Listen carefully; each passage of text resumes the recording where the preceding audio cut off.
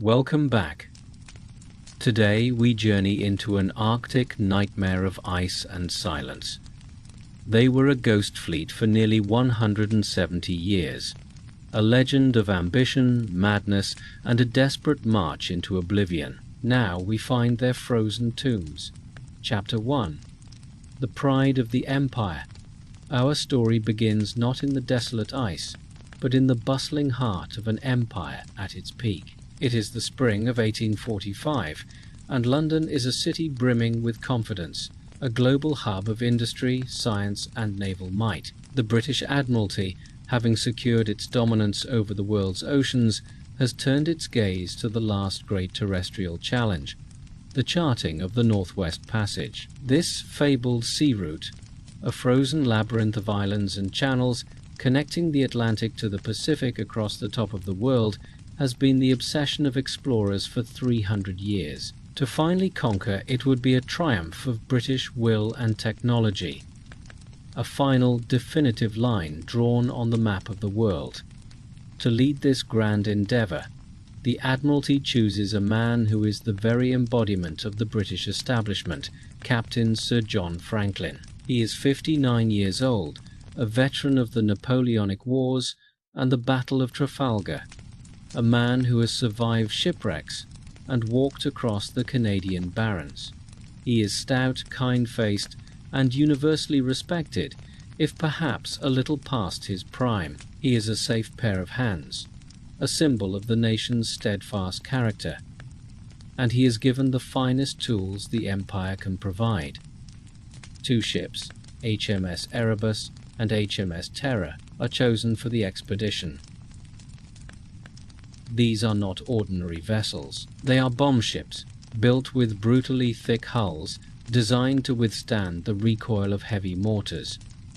They have already proven their strength in the Antarctic, venturing further south than any ship before them, under the command of James Clark Ross. Now they are refitted for the opposite end of the Earth. Their bows are reinforced with heavy iron plates to smash through the Arctic ice. They are equipped with a revolutionary piece of technology, a 25-horsepower steam engine salvaged from a railway locomotive connected to a retractable propeller. This will allow them to push through calm seas or break through thin ice when the wind fails. They are also fitted with a steam-powered heating system to warm the cabins, and a library of over 1,000 books to occupy the men's minds during the long, dark winters. The provisions are a marvel of modern industrial food preservation. The ships are packed with enough supplies to last for 3 years. There are over 136,000 pounds of flour, 30,000 pounds of salted meat, thousands of gallons of spirits, and most crucially, 8,000 tins of canned goods, soups, vegetables, and meats, sealed in lead, soldered cans, a technology that promised to banish the spectre of scurvy and starvation. The crew is the cream of the Royal Navy. 129 officers and men, all volunteers hand-picked for their skill and fortitude. Franklin commands from the Erebus.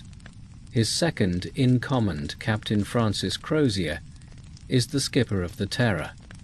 Crozier is Franklin's opposite in many ways. An Irishman from a more humble background, he is a hardened, experienced Arctic veteran, a pragmatic and perhaps more somber man who has spent many winters locked in the ice. He knows its dangers intimately. On the morning of May 19, 1845, the Erebus and Terror sailed down the Thames from Greenhithe, crowds cheering from the banks. There is no sense of dread, only of triumph. The newspapers celebrate the expedition as a guaranteed success. The problem of the Northwest Passage is considered all but solved. All that remains is to connect the known points on the map. A final triumphant journey of a few hundred miles. As the ships disappear over the horizon, they are the very image of imperial power and technological certainty. They are sailing into the unknown, but no one in Britain, least of all the men on board, believes for a moment that they will not return. The last time any European eyes saw them was in late July 1845. Two whaling ships, the Prince of Wales and the Enterprise, encountered the expedition in Baffin Bay, on the west coast of Greenland. The whalers' captains were invited aboard the Erebus for dinner with Sir John Franklin. They reported that all was well. The officers were in high spirits, confident of their success.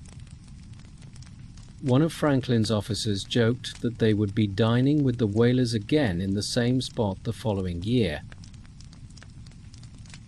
But on their way home via the Pacific, after a final exchange of pleasantries, the two expeditions parted ways. The whalers turned south, towards home.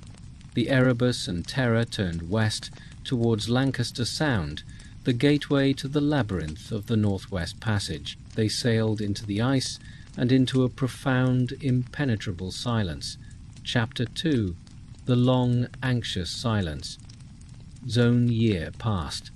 Then, too, no word came from the Franklin expedition. At first, there was little concern. The ships were provisioned for 3 years, and it was understood that they might spend 2 full winters locked in the Arctic ice before emerging into the Pacific. Silence was part of the plan. But as the third year, 1847, drew to a close, a quiet anxiety began to creep into the halls of the Admiralty and the drawing rooms of London. The driving force behind the growing concern was one woman, Lady Jane Franklin. Sir John's wife was not a passive, grieving widow. In waiting, she was intelligent, fiercely determined, and politically astute. She began a relentless campaign of letter writing, lobbying and public appeals, refusing to let the world forget her husband and his men. She pressured the Admiralty, offered substantial rewards out of her own pocket, and consulted with psychics and spiritualists, leaving no stone unturned in her desperate search for answers. Her unwavering faith that her husband was alive, waiting for rescue, captured the public imagination and transformed the missing expedition from a naval matter into a national obsession. By 1848, the Admiralty could no longer ignore the pressure. The first official search expeditions were dispatched. This was the beginning of one of the largest rescue operations in history. Over the next decade, dozens of ships, both British and American, would sail for the Arctic. It was an iron-willed, heroic, and almost entirely fruitless effort. The searchers faced the same terrifying conditions that had swallowed Franklin's men. Their ships were beset by ice. Their crews suffered from scurvy and frostbite, and they were forced to endure the same crushing isolation and months of winter darkness. They found tantalizingly few clues. In 1850, a search party discovered the expedition's first wintering site on Beechey Island, a small, desolate spit of land at the entrance to the Wellington Channel. Here, they found the clear remains of a camp. There were hundreds of empty food tins, remnants of a blacksmith's forge, a storehouse, and other debris. But there was no message, no indication of which direction the ships had intended to sail next. And there were 3 graves. Neatly marked with wooden headboards, they contained the bodies of 3 of Franklin's crew, who had died during that first winter of 1845 to 46, John Torrington, John Hartnell, and William Brain. The men were exhumed in the 1980s, their bodies perfectly preserved by the permafrost. Autopsies revealed that they had died of pneumonia and tuberculosis, common ailments of the time, but their tissues also showed something more sinister, dangerously high levels of lead. The source was almost certainly the lead solder used to seal those thousands of tins of food which had leached into the provisions. The crew, it seemed, was being slowly poisoned from the very beginning. The discovery at Beechey Island only deepened the mystery. The men had clearly survived the first winter in good order. They had then sailed on. But where? And what had happened to them? The Arctic held its silence. The search parties returned with maps of previously unknown coastlines, But with no news of Franklin, the world was mapping the grave of the expedition. But the grave itself remained empty. The Erebus and Terror, and the 126 men who remained with them, had vanished from the face of the earth. Chapter 3. A terrible whisper from the north. For years, the search for Franklin was a story of heroic effort and noble failure. The prevailing image was of brave British sailors, trapped but maintaining their discipline, waiting for rescue. Then, in 1854, that image was shattered by a terrible whisper from the north, a story so grim and horrifying that polite society in London refused to believe it. The news came from Dr. John Ray, a tough, pragmatic Scottish physician and explorer working for the Hudson's Bay Company. Ray was not a naval man. He was a fur trader who had spent years living and traveling in the Arctic. He respected the land and its people, and unlike the naval search parties, he had adopted the survival techniques of the local Inuit, using snowshoes and dog sleds and living off the land. In the spring of 1854, while surveying the Boothia Peninsula, Ray encountered a group of Inuit hunters. He asked them, as he always did, if they had ever seen white men or large ships. This time, the answer was yes. An Inuk man told Ray that 4 winters earlier, in 1850, a party of about 40 white men had been seen dragging a boat and sledges southward along the coast of King William Island. They were thin, starving, and desperate. Later that same season, the Inuit had found their bodies. There were around 30 corpses on the mainland, and 5 more on a nearby island. Some were in tents, some under the overturned boat, others lying in the open. The story was grim enough, but it was the details that were truly shocking. The Inuit told Ray that from the mutilated state of many of the corpses and the contents of the cooking kettles, it was clear that the last survivors had resorted to the ultimate taboo, cannibalism. As proof, the Inuit sold Ray a collection of artifacts they had recovered from the dead men. There were silver spoons and forks, a small silver plate engraved with Sir John Franklin, a star of a chivalric order, and other personal items. There was no doubt that these were relics from the lost expedition. Ray returned to London and submitted his report to the Admiralty. The reaction was one of outrage and denial. The British public, and especially Lady Jane Franklin, could not accept that their heroic sailors would have descended to such savagery. The idea of cannibalism was an affront to the very notion of British character and naval discipline. The establishment closed ranks. Charles Dickens, the great novelist and voice of Victorian England, led a public campaign to discredit Ray's report. He argued that the Inuit were untrustworthy savages who had likely murdered the crew themselves and invented the story of cannibalism to cover their tracks. Dr. Ray, the man who had solved the essential mystery of the expedition's fate, was ostracized. His reliance on the testimony of indigenous people was seen as a betrayal of his own kind. The Admiralty officially accepted that the crew had perished, but the horrifying details were swept under the rug. The official narrative remained one of heroic sacrifice, not of desperate, starving men driven to the last extremity. But the whisper could not be entirely silenced. Ray's report, and the Inuit testimony it was based on, provided the first real map of the tragedy. It told the searchers where to look, not in the high Arctic channels to the north, but south around King William Island. The story of the Franklin expedition was no longer a quest for a living hero. It was now a grim search for the dead, and for the truth, however horrifying it might be.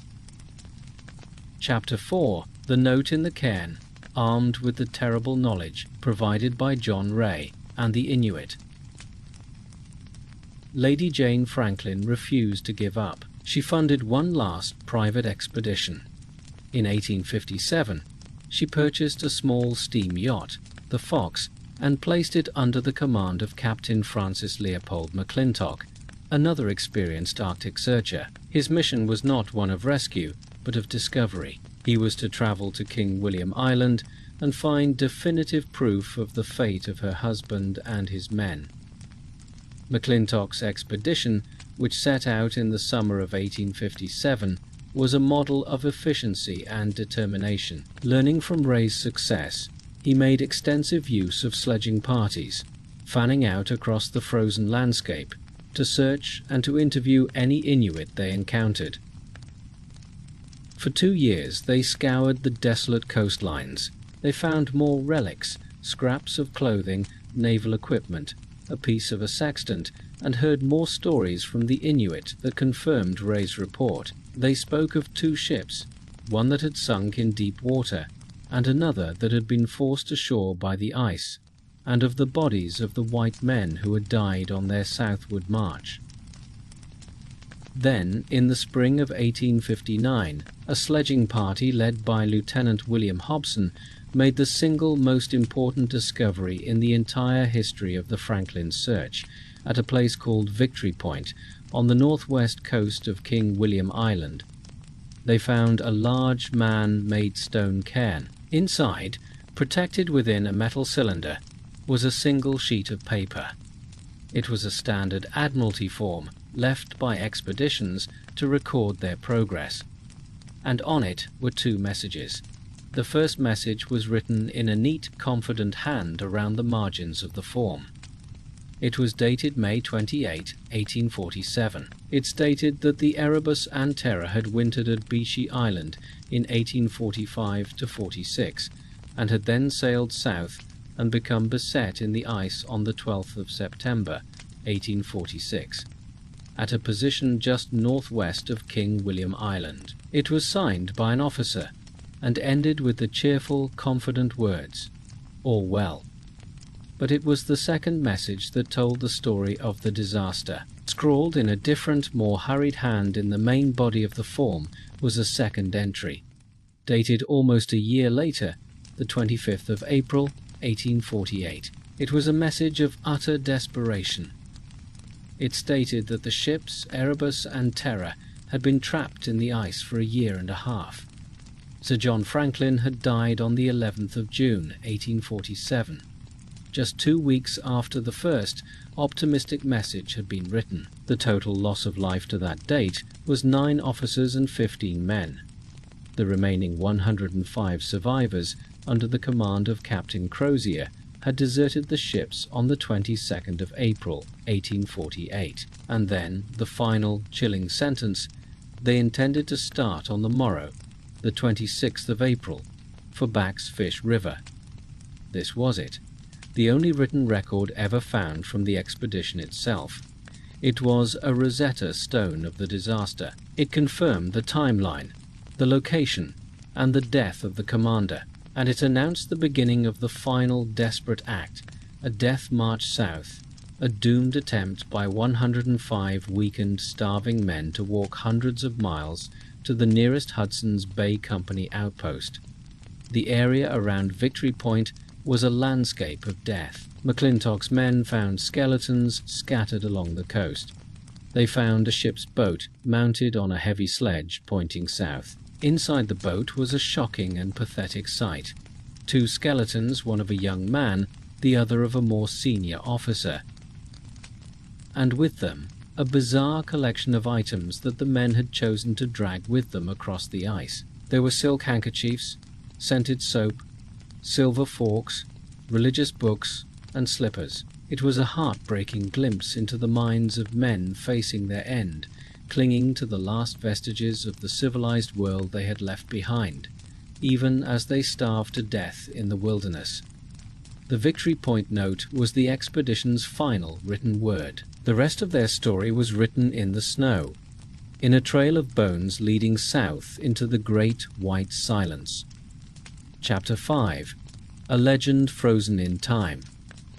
With McClintock's return in 1859, the official search for the Franklin expedition came to an end. The world now knew the essential facts. The ships had been trapped, Franklin was dead, and the crew had perished in a desperate march south. The British government awarded McClintock and his men a handsome prize and declared the case closed. Medals were struck, memorials were built, and the story of Sir John Franklin was enshrined as one of heroic martyrdom in the service of science and empire. The darker details, the lead poisoning, the starvation, the whispers of cannibalism, were largely forgotten or ignored. But the two ships, the Erebus and the Terror, remained lost.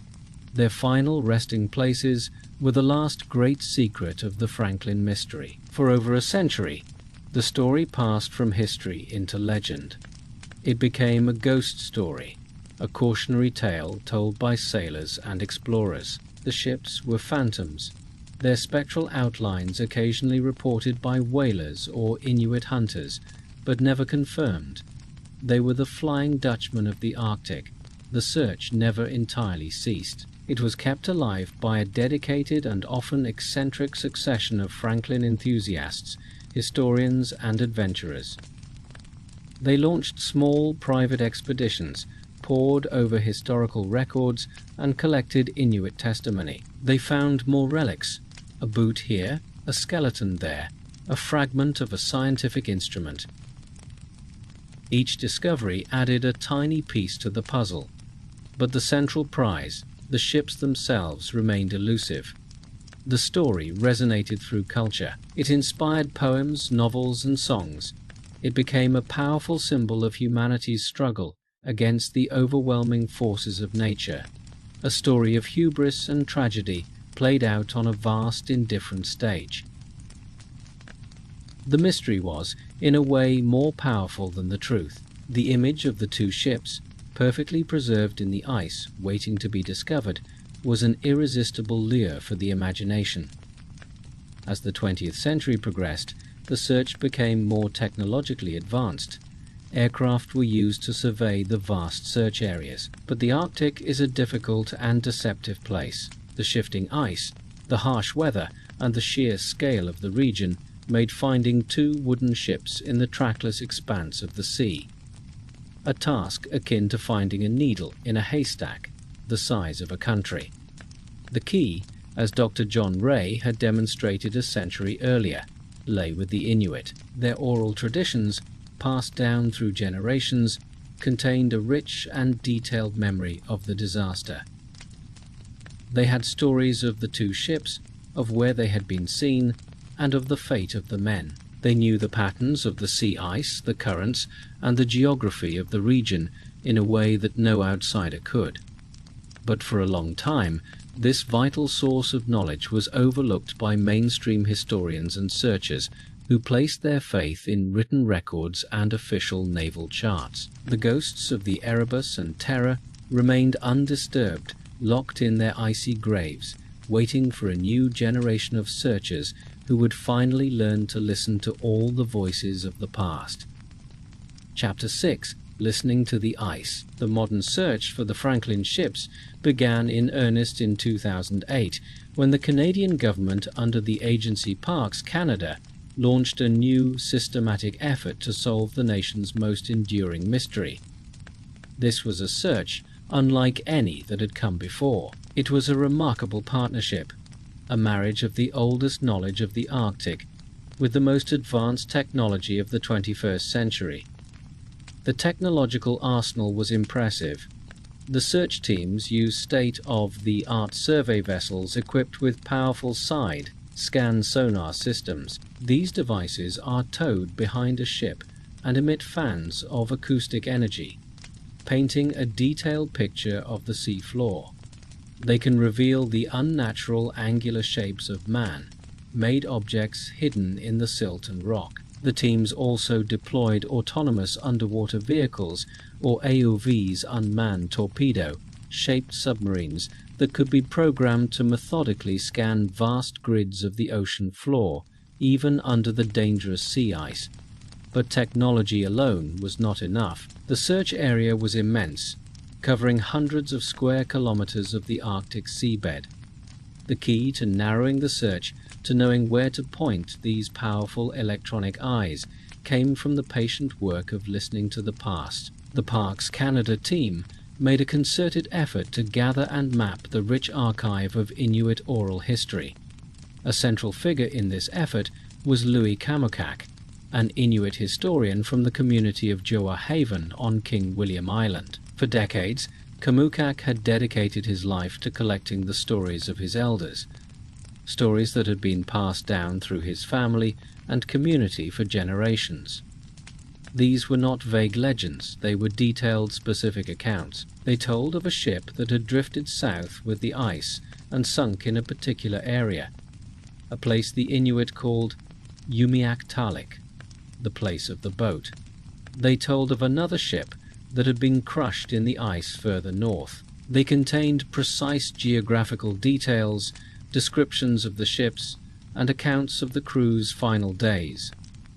Kamukak worked closely with the Parks Canada archaeologists, sharing his knowledge and helping them to interpret the historical accounts in the context of the local landscape. For the first time, the Inuit oral tradition was not just an interesting footnote, it was a primary source, a vital piece of intelligence that was integrated with the historical records from the 19th century searchers. By combining the Victory Point note, the accounts collected by Ray and McClintock, and the living memory of the Inuit, the search team was able to create a new map, a map of probabilities, highlighting two key areas where the ships were most likely to be found. For 6 years, the search continued. Each summer, the survey ships would return to the Arctic, patiently mowing the lawn back and forth across the designated search grids. It was slow, painstaking work. They found many things on the sea floor, geological formations, modern debris, even a few 19th century shipwrecks, but not the Erebus or the Terror. The seasons were short, the weather often brutal. The Ghost Fleet remained elusive, but the team was persistent, their strategy a powerful fusion of past and present, of ancient memory and modern science. They were listening to the ice, to the water, and to the stories, confident that sooner or later the ghosts would have to give up their secrets. Chapter 7. The Shadow on the Sea Floor. The breakthrough came on the 2nd of September 2014. The Parks Canada survey vessel, the Investigator, was scanning a previously unexplored area in the Queen Maud Gulf, south of King William Island. This was an area that had been identified based on the Inuit testimony collected by Louis Kamukak, the place they called Umiak-Talik. For days, the sonar had shown nothing but the monotonous contours of the seabed. Then, a shape appeared on the screen. It was not a rock.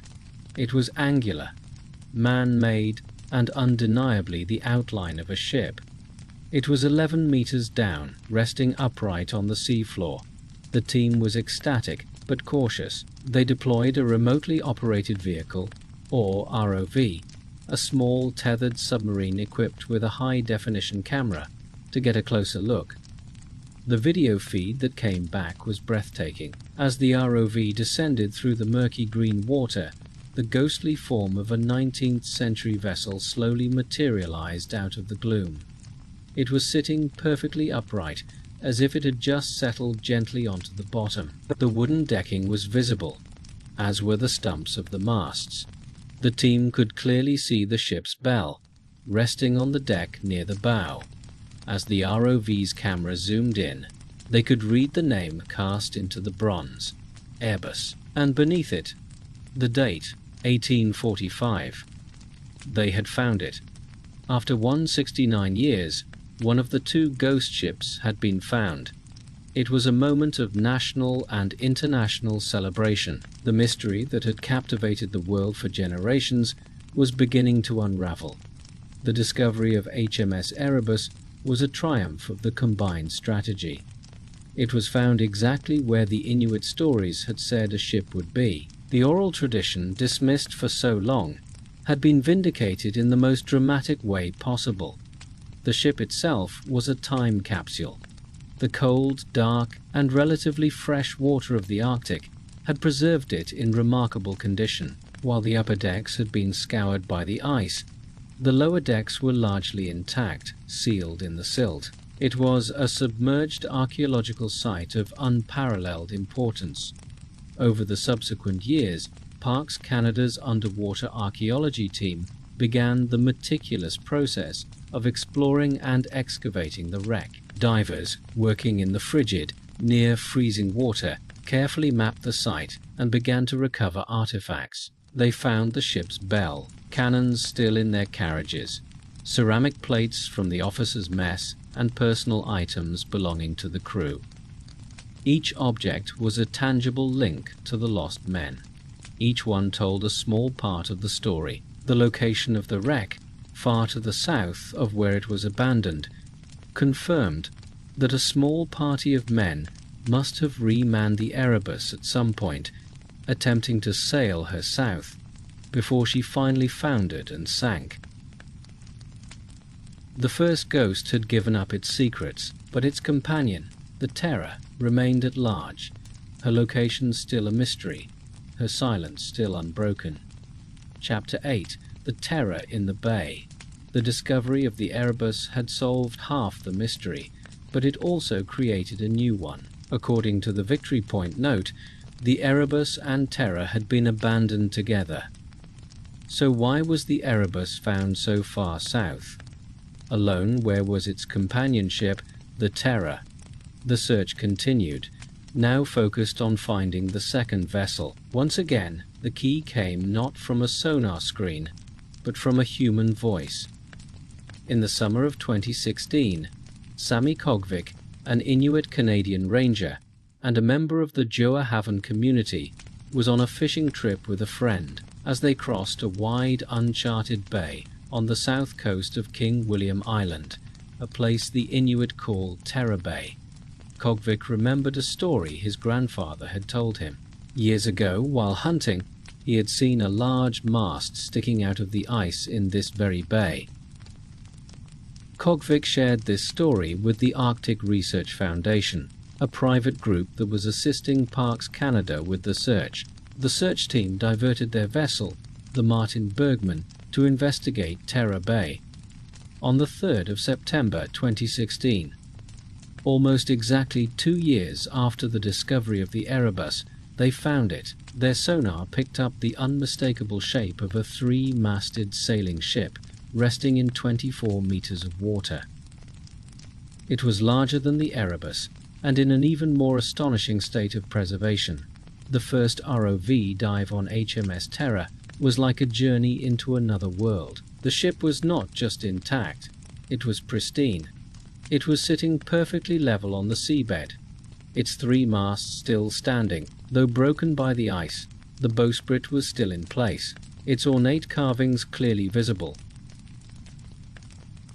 The ship's wheel was intact. Glass panes were still present in the windows of Captain Crozier's cabin. The ROV was able to peer inside. It was a ghost ship, frozen in time. Plates and glasses were sitting on shelves in the officers' mess, as if waiting for a meal that would never be served. Bunks were visible, with drawers closed. Scientific instruments were stowed in their proper places. A tripod for a magnetic survey stood on the deck. Everything was sealed, as if the crew had simply tidied up, closed the hatches, and walked away. The state of the Terror was a miracle of preservation. It had sunk gently in the sheltered waters of the bay, and the cold, dark, silt-laden water had protected it from the ravages of time and ice. It was one of the best preserved wooden shipwrecks ever discovered. Its location also helped to solve the final puzzle of the crew's movements. The Terror was found far north of the Erebus and much closer to the location where the ships were originally abandoned. This suggested a new, more complex timeline for the disaster. It seemed that after abandoning the ships in April 1848, the crew had split. Some, as the Inuit stories suggested, had made a desperate attempt to sail the Erebus south. The others, perhaps led by Captain Crozier, had remained with the Terror, or had returned to it, hoping to sail it out the following summer. When that failed, they too had been forced to make the final fatal march south from Terror Bay. With the discovery of the Terror, the ghost fleet was no longer lost. The two ships, separated in their final desperate moments, were now reunited in history. The search was over. The long work of listening to their silent stories was just beginning. Chapter 9. The Archives of the Deep. The discovery of the Erebus and Terror did not end the story of the Franklin expedition. It opened a new, extraordinary chapter. The two ships are not just wrecks, they are archives. They are sealed, underwater museums containing a wealth of information that promises to answer the last lingering questions about the fate of the 129 men. The work of exploring these archives is slow, meticulous, and incredibly challenging. The underwater archaeology team from Parks Canada are the librarians of this silent collection. Working in one of the most remote and hostile environments on Earth, they are carefully cataloguing, documenting, and in some cases, recovering the artifacts that will tell the final story. Each dive is a carefully planned intrusion into a sacred space. The divers, using specialized equipment to survive the near-freezing water, move with a surgeon's precision. They use 3D mapping technology to create precise models of the wrecks. Small, maneuverable ROVs are sent into the interior of the ships, their cameras acting as our eyes, exploring the cabins and holds that have not seen daylight for over 170 years. The artifacts they have documented and recovered are both mundane and profoundly moving. From the Erebus, they have brought up one of the ship's cannons, ceramic dishes bearing the crest of the Royal Navy, and even a pair of epaulets from a lieutenant's dress uniform, perfectly preserved in a cabin drawer. From the Terror, the images have revealed even more. We have seen the rows of plates in the mess, the neatly stored scientific equipment, and the closed doors of the cabins hinting at the secrets they still hold. One of the most tantalizing discoveries is the collection of written documents that may still survive, sealed in the anaerobic conditions of the lower decks. Captain Crozier's cabin on the Terror, with its desk and map cabinets, is a prime target. It is possible that logbooks, letters, and journals may have survived, protected from the water in sealed containers. If found, these documents could provide a first-hand account of the disaster in the words of the men who lived it. It would be the ultimate prize, the final voice from the silence.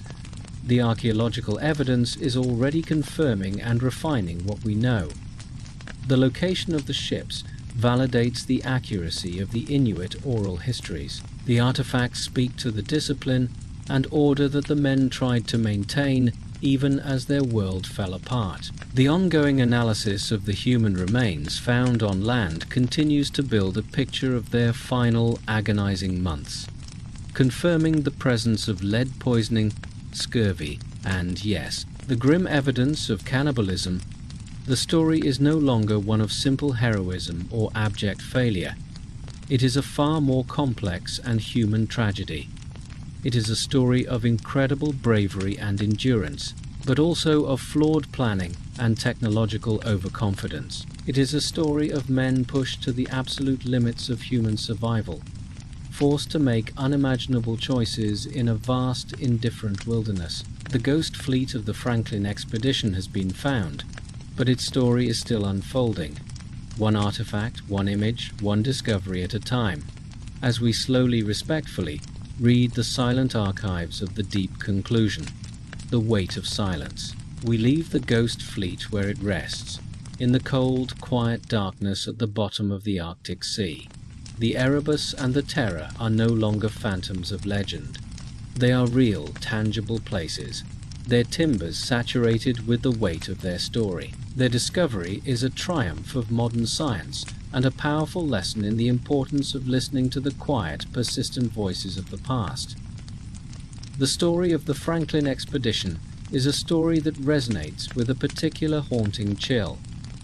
It is a story about an encounter with the absolute, the men of the expedition, the best and brightest of a confident empire, sailed into a world that did not care about their technology, their ranks, or their ambitions. They were confronted by the profound elemental power of the ice and the silence, and in the end, the ice and the silence won. Their tragedy serves as a humbling reminder of the fragility of our own certainties. It speaks to the hubris that can accompany great power and the devastating consequences of refusing to respect a world we do not fully understand. But it is also, undeniably, a story of human endurance. In the face of starvation, disease, and unimaginable cold, these men held on. They maintained their naval discipline, they cared for their sick, and they made a final desperate and astonishingly brave attempt to walk to safety. Theirs is not just a story of how men die, but of how they strive to live. As we prepare for sleep, we can picture the two ships resting in their separate silent bays, the Erebus scarred and broken, a testament to the violence of the ice, the Terror pristine and waiting, a perfect ghost, its cabins filled with the mundane objects of a life that was abruptly cut short. They are monuments not just to the 129 men who were lost, but to the enduring power of a mystery to capture our imagination. For over a century and a half, their silence was a blank space on the map, a question mark that invited us to fill it with our own stories of heroism, horror, and wonder. Now that silence is beginning to speak. It speaks in the language of sonar scans and recovered artifacts, of Inuit testimony and archaeological reports. It is a quiet, complex, and deeply human voice, rising at last from the cold, dark water, and as we drift off, we can listen for it, the final haunting whisper of the men who sailed into the ice and never came home.